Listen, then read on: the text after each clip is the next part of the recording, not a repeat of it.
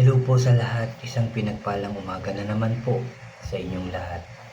Tayo po ay makikinig na naman ng salita ng ating Diyos kaya i-ready, i-focus po natin ng puso ang ating isipan. Pero bago po ako mag-start ng aking sharing, tayo po muna ay magdadasal. Magsiyo po tayo. Father God in heaven, aming Diyos na makapangyarihan sa lahat, aming Diyos na banal, muli ka namin pinupuri at pinasasalamatan. Salamat una dahil ginising mo na naman po kami ng maayos at malakas ang katawan. Lalo-lalo na Lord, ngayong umagang ito na binigyan mo na naman kami ng pagkakataon para makapag-aral, makinig, magbasa ng iyong salita. Muli mo po kami samahan Lord para yung lahat ng aming maririnig ay maintindihan namin, kaya buksan mo po yung aming puso at isipan. Gabayan mo po kami Lord para mag-focus lang sa iyong sasabihin ngayong umagang ito. Kagaya ng dati Lord, samahan mo po uli ako, turuan mo po uli ako, gabayan mo po ulit ako para lahat ng aking sasabihin ay galing lamang po sa iyong salita o God. Lord, I pray na lahat ng aming maririnig na naman ngayong umaga ay maisabuhay namin, maisabuhay ng bawat isa at ma-share din namin ito sa aming mga mahal sa buhay at sa aming kapwa o God. Maraming salamat po Lord sa katagumpayan ng aming gawain ito. Muli pinupuri ka namin, pinasasalamatan, sinasamba ka namin. Sa tanging pangalan ng aming Panginoong Hesus na aming tagapagligtas, lahat tayo ay magsabi ng Amen and Amen. At ito po ang aking channel.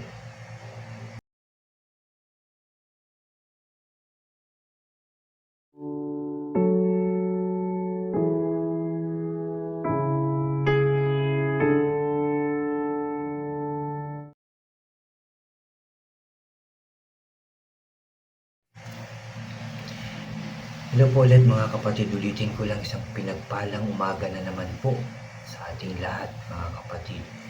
Bago po ulit ako mag-share, invite ko lang yung mga bago dyan sa aking channel na huwag niyo pong kalimutan na mag-subscribe po, paki-like and share niyo po yung aking mga videos at paki-click din po ang notification bell para lagi po kayong updated sa mga bago at iba ko pang i-upload. Salamat po, salamat. Mga kapatid, Hosea chapter 2 po yung aking i-share sa inyo. Natapos na natin yung chapter 1. Ano po ito it's about yung pangangalunya, yung pagtalikod sa ating Diyos. Pangangalunya kasi iba ang sinamba ng mga tao noon na mga Israelita. Ibang Diyos-Diyosan yung kanilang hinahandugan. Kaya sinabing sila ay nangangalunya. Kahit sa panahon natin ngayon, may mga gumagawa nito. Sa ibang Diyos, sumasamba. Sa ibang Diyos, nag-aalay, humihingi ng tulong, at nagpapasalamat. Kaya dito, babalikan natin itong sinulat ni Hosea mga kapatid. Dito po tayo nga sa chapter 2 ng Hosea. Dito po muna ako magbasa sa ang Biblia Pinoy version po. Dito ako i-start sa verse 2 hanggang ito po ay sa verse 5. At ito po ay may pamagat na ang asawang hindi faithful. Ano po? Sabi po dito verse 2. Pakiusapan mo ang nanay mo. Makiusap ka dahil hindi ko na siya asawa. At kami ay hiwalay na. Pakiusapan mong itigil na ang pagiging prostitute niya at ang pagtataksil niya. Kung hindi, tatanggalan ko siya ng damit at huhubaran gaya nung araw na ipinanganak siya. At gagawin ko siya nga parang desert at ituturing na tuyot na lupa, at sa matinding uhaw mamamatay siya. Verse 4, hindi rin ako maaawa sa mga anak niya kasi mga bunga sila ng kataksilan niya. Walang hiyang prostitute ang nanay nila. Yan po yung verse 5. Ang nagbuntis sa kanila ay kahiya-hiya. Sabi niya, hahabulin ko yung mga kalaguyo ko. Pinapakain nila ako at pinapainom, bibihisan ng wool at linen, binibigyan ng mga olive oil at wine na maiinom.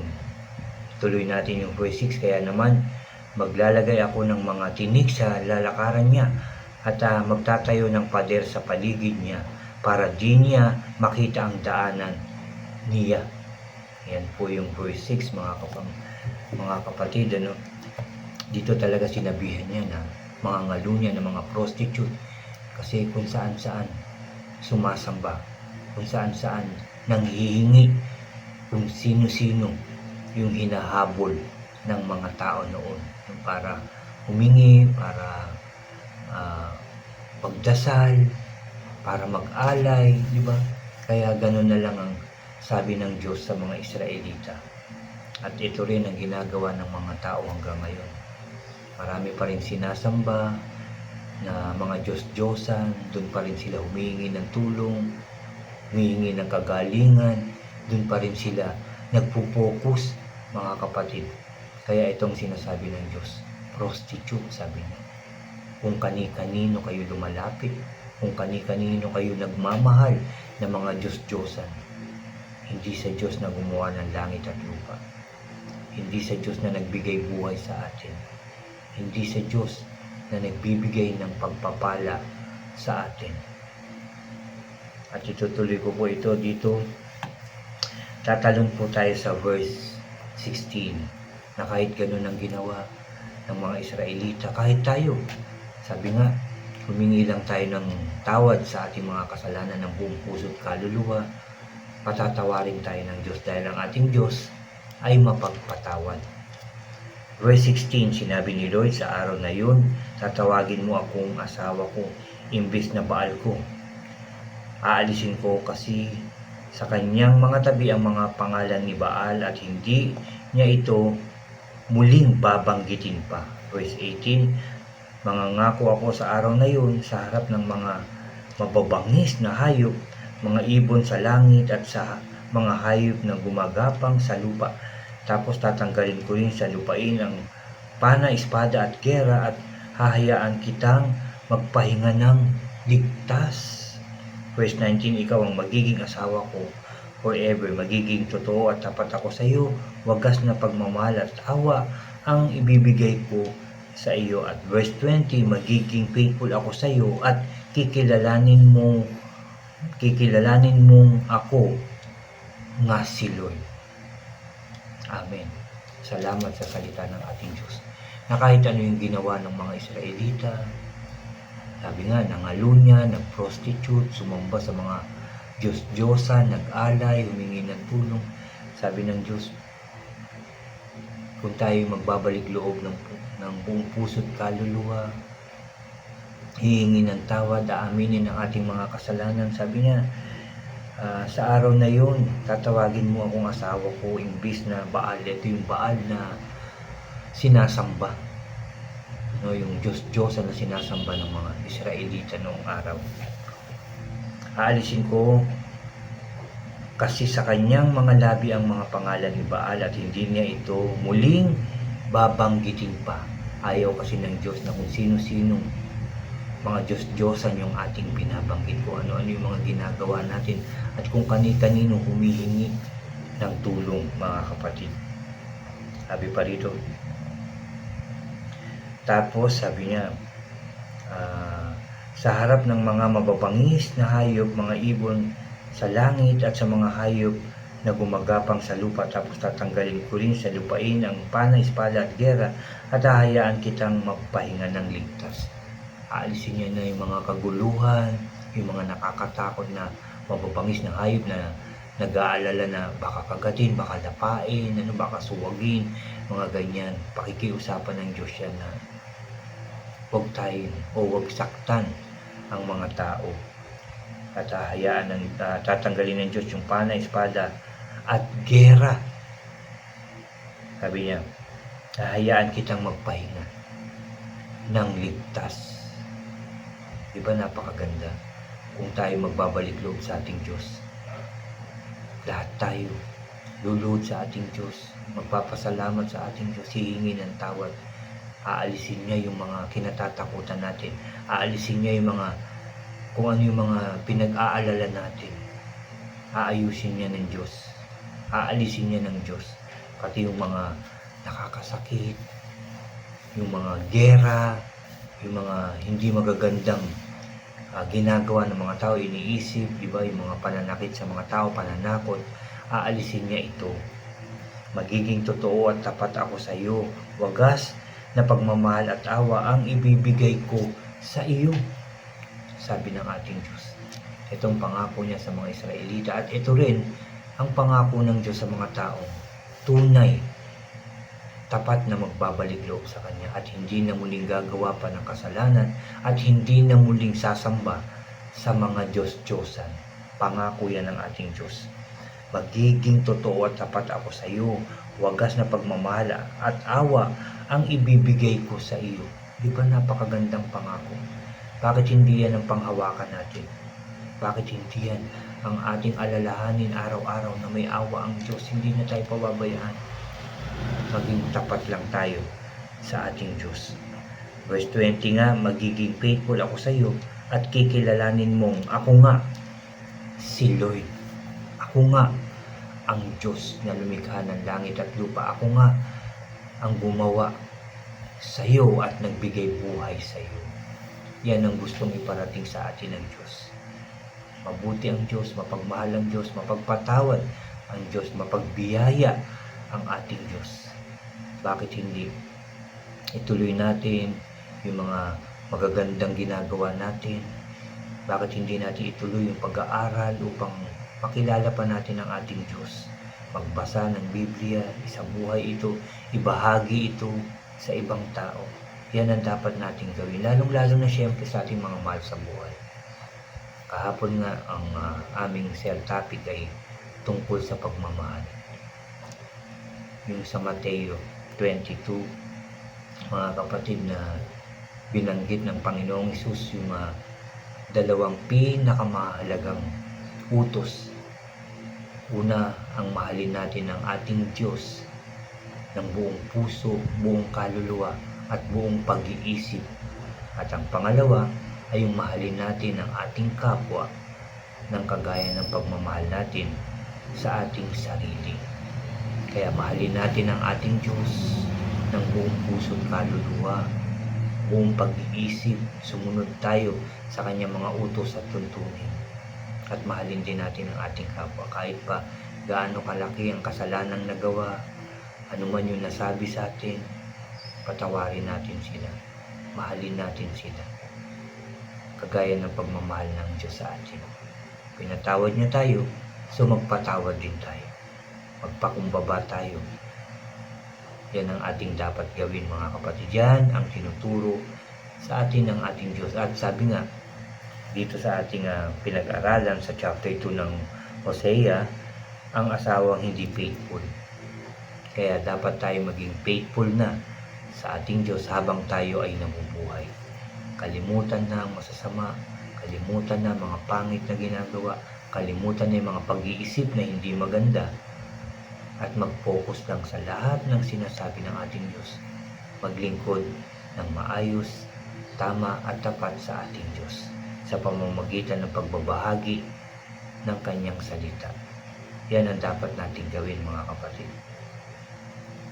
Marami ng taon ang dumaan, may dadaan pa, hindi natin alam kung gaano pa katagal yung ating magiging buhay dito sa lupa. Kaya ang sinasabi lang sa atin, magbago, magbalik loob sa Diyos, gumawa ng mabuti, magpatawad, magmahal, at maglingkod sa ating Diyos. Magbahagi ng kanyang mga salita sa lahat ng tao. Huwag natin piliin na dito lang ako magbabahagi kasi ito mabait to, nagbibigay to. Wag. Sa lahat ng tao tayo magbabahagi ng salita ng ating Diyos. Kaya sabi ko nga, pag may time kayo, balikan nyo yung mga pag-aaral natin ito at i-share nyo rin sa inyong mga mahal sa buhay at sa ibang tao. Kung maaari, ipanood nyo rin ito para malaman din nila na yung mga inuutos ng Diyos, yung mga pangako ng Diyos para malaman din nila at para sundin din nila ito. Salamat sa salita ng ating Diyos na ating napakinggan na naman ngayong umaga. Salamat sa ating Diyos kasi lagi niya tayong tinatawag para matuto, para mag-aral ng kanyang mga salita, para magkaroon ng kaalaman, mga kapatid, tungkol sa ating Diyos. Dapat nating kilala ang ating Diyos at alam natin ang kanyang salita. Ulit, maraming salamat sa ating Diyos, maraming salamat sa kanyang salita at maraming salamat din sa patuloy niyong pakikinig ng aking sharing ito, mga kapatid.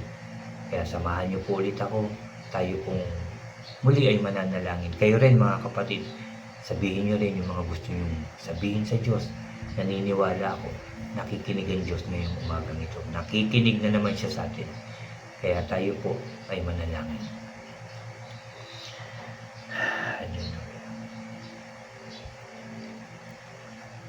Ama namin na nasa langit, tunay na napakabuti mo sa amin. Dahil lagi mo kaming kinakausap. Gusto mo na lagi kami magbasa at mag-aral ng iyong mga salita. Gusto mo na kami magbahagi ng iyong salita.